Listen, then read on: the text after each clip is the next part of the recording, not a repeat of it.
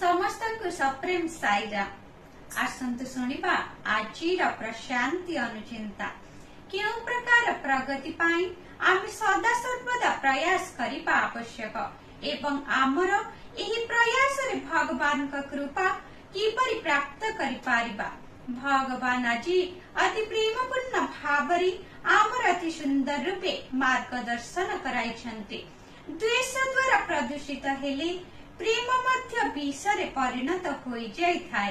किछि व्यक्ति को प्रेम कर किंतु अन्य मानंको आदौ घृणा कर नाही, कारण घृणा भाव तुमर प्रेम को प्रदूषित करी ताको मृतवत करी देव।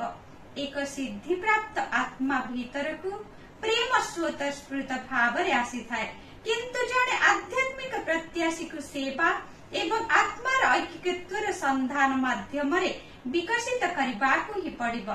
प्रेम निश्चित भाव रे जीवारु किंबा मस्तकरु नुहे बरं हृदयरु प्रभावित हेबा आवश्यक। तुमे परीक्षा रे जेतिकी नंबर पाइबा पाई योग्य सेतिकी नंबर ही पाइथा, अधिक किंबा कम नुहे।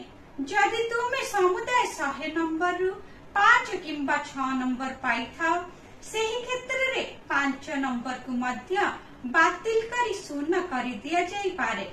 सेही क्षेत्र रे 0 एवं 5 किंबा 6 मध्य रे विशेष पार्थक्य नाही, किंतु उत्तीर्ण हेबा पाई स्थिरीकृत सर्वनिम्न नंबर अति पाखापाखी नंबर जदि तुमे पाइथाओ, सेही परिस्थिति रे तुमकु 2 किंबा 3 नंबर आशीर्वाद आकार रे देले तुमे हुए तो उत्तीर्ण होई जाई पारिबो।